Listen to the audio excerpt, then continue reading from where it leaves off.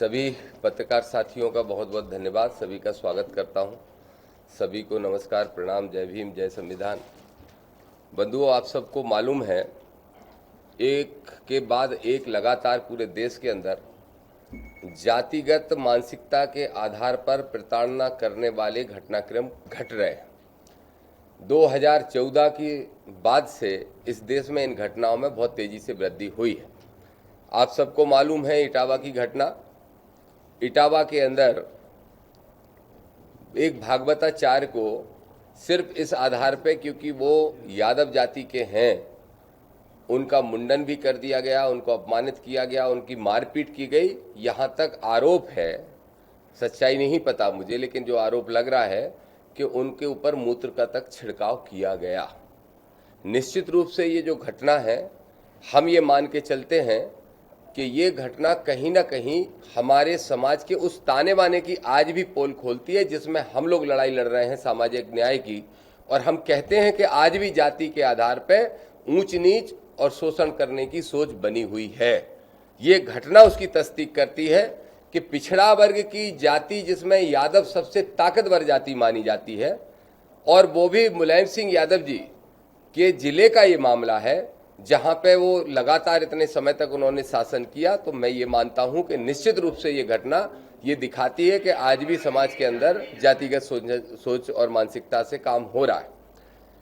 निश्चित रूप से इस तरह की जब घटना होती है तो हमें उसके जड़ में जाना चाहिए, और उसके जड़ में जाने के बाद हमें ये पता चलता है कि भारत देश बाबा साहब के द्वारा बनाए हुए संविधान से चलता है। तो फिर मानसिकता किसकी चलती है? क्या मानसिकता मनु स्मृति की चलती है? क्या मनु का विधान आज भी चलता है? ये कौन कहता है? क्या भारतीय संविधान ये कहता है कि फला जाति के लोग भागवत की कथा नहीं कर सकते, भगवान श्री कृष्ण, भगवान श्री राम, फलाने भगवान ढिकाने भगवान का नाम नहीं ले सकते या नहीं सुना सकते? ये भारतीय संविधान तो ये नहीं रोक लगाता। तो फिर ये रोक कौन लगाता है? ये मानसिकता कौन पैदा करता है? इसलिए हमारे संगठन ने, दलित पिछड़ा समाज संगठन ने निर्णय लिया है। हमारे पूर्व प्रदेश अध्यक्ष जी भी बैठे हैं, बल बहादुर जी, कमल कुशवाहा जी भी बैठे हैं, नागदम्बे जी बैठे हैं, अमित भाई बैठे हैं, और सभी साथी आए हैं। हम सब ने ये निर्णय लिया है कि इस मध्य प्रदेश सरकार से सबसे पहले मांग कर रहे हैं आपके माध्यम से, और अगर 3-4 दिन के अंदर इन्होंने ठोस कदम उठाया तो ठीक, नहीं तो अगली 3 तारीख को इसी भोपाल में हम मनु स्मृति जलाकर अपना विरोध प्रदर्शन करेंगे। हमारी मांग है कि मनु स्मृति के पब्लिकेशन पर तत्काल प्रभाव से मध्य प्रदेश की सरकार रोक लगाए, और फिर पूरे देश के अंदर भी उसमें रोक लगना चाहिए।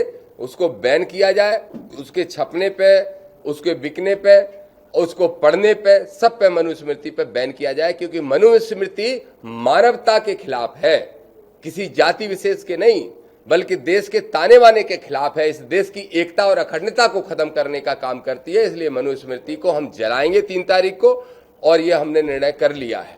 इसके साथ साथ एक मांग तो यही है कि मनुस्मृति को बैन करें। दूसरी एक और मांग है, कम से कम मध्य प्रदेश के मुख्यमंत्री पिछड़ा वर्ग के हैं, मोहन यादव जी, देश के प्रधानमंत्री भी पिछड़ा वर्ग के हैं, जब चुनाव के टाइम पिछड़ा वर्ग के बन जाते हैं। मैं दोनों से मांग करके ये पूछना चाहता हूं, इस तरह की घटनाएं होंगी और 323-24 लगा के अगर खत्म कर दोगे तो इस तरह की घटनाएं लगातार होती रहेंगी। कड़ा संदेश देने की जरूरत है कि इस समाज के अंदर बाबा साहब का संविधान चलता है, महात्मा फुले के प्रयास आज भी जीवित हैं। तो अगर ऐसी कोई घटना होती है जो मनुस्मृति से प्रेरित लगती है, तो फिर हमारी मांग यह है कि राष्ट्रद्रोह का मुकदमा ऐसे लोगों के ऊपर लगाया जाना चाहिए। आप सब देख रहे हो, चाहे इटावा की घटना एक पिछड़ा वर्ग के व्यक्ति के साथ हुई हो, चाहे विधानसभा चुनाव के पहले एक आदिवासी भाई के ऊपर पेशाब की गई हो, चाहे आप देखते हो कि दलित भाइयों के साथ जब भी अभी घोड़ा चढ़ते हैं तो अभी भी दूल्हा को घोड़े पे मारने का और पता नहीं क्या क्या नाटक किए जाते हैं। एससी का, एसटी का, ओबीसी का कोई भी व्यक्ति हो, सबके साथ जातिगत मानसिकता के आधार पर शोषण हो रहा है। इसलिए राष्ट्रद्रोह के मुकदमे भी चलना चाहिए। इन दोनों मांगों को लेके हम 3 तारीख को कार्यक्रम करने जा रहे हैं, और अगर मुख्यमंत्री जी ने 3 तारीख के बाद भी नहीं सुना तो फिर हम मुख्यमंत्री का घेराव पूरे प्रदेश से 50,000 लोग, 1 लाख लोग इकट्ठे होकर यहाँ करेंगे। उसकी तारीख घोषित करेंगे। अभी 3 तारीख घोषित कर रहे हैं। एक और विषय है बहुत महत्वपूर्ण, ग्वालियर हाई कोर्ट के अंदर, जिसके लिए मैंने सबसे पहले 1 महीने पहले आपके बीच में प्रेस की थी और आपके संज्ञान में ये विषय में लाया था। ग्वालियर हाईकोर्ट परिसर के अंदर बाबा साहब की स्टेच्यू लगे, इसकी मांग वहां के वकीलों ने चीफ जस्टिस मध्य प्रदेश से की और उन्होंने ऑर्डर भी कर दिया। उसके बाद भी वो मूर्ति आज तक नहीं लग पाई। वहीं बार एसोसिएशन के कुछ मनुवादी लोग जो संविधान में विश्वास नहीं रखते, काला कोट पहन के अपनी आजीविका तो चला रहे हैं बाबा साहब के लिखे हुए संविधान के माध्यम से, और कोर्ट चूंकि बाबा साहब के संविधान से ही चलता है तो बाबा साहब की स्टेच्यू वहां लगना चाहिए। इसको लेके वहां हमारी भीम आर्मी के साथियों ने और बहुत सारे हमारे ओबीसी संगठन के साथियों ने लगातार आंदोलन किया। हम आंदोलन कर रहे हैं, हम वो लड़ाई जीतने के करीब पहुंच चुके हैं। 90% हमने लड़ाई जीत ली है। बहुत जल्दी वहां मूर्ति लगेगी, उसके लिए मैं फिर से जा रहा हूं 10 दिन बाद आंदोलन करने के लिए। तभी कांग्रेस जागी है। और ये जो कांग्रेस है ये बहुत गहरी नींद में नहीं सोती, ये सोने का नाटक करती है।